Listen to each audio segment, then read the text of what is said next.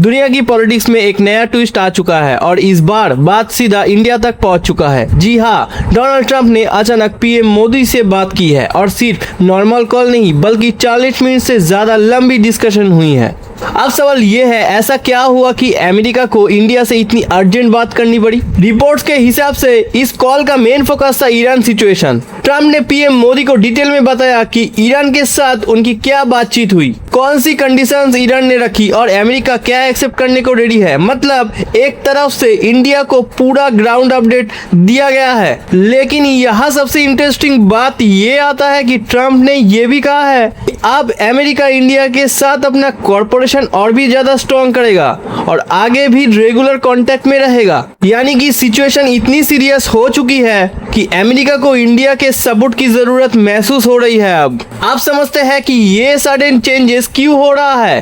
पहले कुछ दिनों में ट्रंप की कई डिसीजंस उल्टा पड़ गई है। सबसे बड़ी एग्जांपल है स्टेट ऑफ हॉर्मुज बंद करने का डिसीजन। उनका प्लान था कि स्टेट ऑफ हॉर्मुज बंद करने के बाद ईरान पर प्रेशर बढ़ेगा और बाकी कंट्रीज उनके साथ आ जाएगी। लेकिन ग्राउंड पर क्या हुआ, नेटो कंट्रीज ने सीधा मना कर दिया कि वो इस कॉन्फ्लिक्ट में एक्टिवली इन्वॉल्व नहीं होंगे।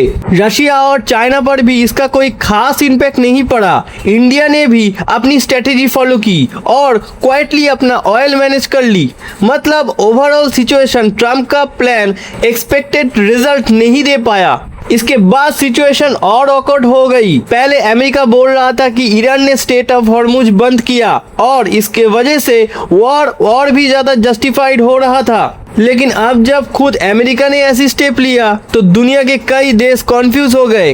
अमेरिका के अंदर भी प्रेशर बिल्ड हो रहा है। लोग ये सवाल पूछ रहा है कि आखिर स्ट्रेटेजी क्या है। कभी एग्रेसिव एक्शन, कभी सडन सीजफायर, फिर इकोनॉमिक प्रेशर। ये सब देखकर पब्लिक का ट्रस्ट वीक हो रहा है। रिपोर्ट्स ये भी कह रहा है कि ट्रम्प की पॉपुलैरिटी अब काफी नीचे आ चुकी है और आने वाले इलेक्शन को देखते हुए ये सिचुएशन उनके लिए रिस्की हो सकता है। अगर सपोर्टर्स और भी ज्यादा गिरा तो ट्रम्प के लिए ये चैलेंजेस और भी ज्यादा बढ़ जाएगा। इसी बीच इंडिया का रोल इम्पोर्टेंट हो जाता है। इंडिया एक बैलेंस पोजीशन में है जहां वो डायरेक्टली कॉन्फ्लिक्ट में नहीं है, लेकिन डिप्लोमेटिक लेवल पर उनका इम्पोर्टेंस काफी बढ़ गया है। इसीलिए अमेरिका अब इंडिया के साथ कोऑर्डिनेशन बनाना चाहता है। अब सबसे बड़ा सवाल, क्या ये नया कोऑर्डिनेशन सिचुएशन को और स्टेबल करेगा या फिर सिचुएशन और बढ़ाएगा?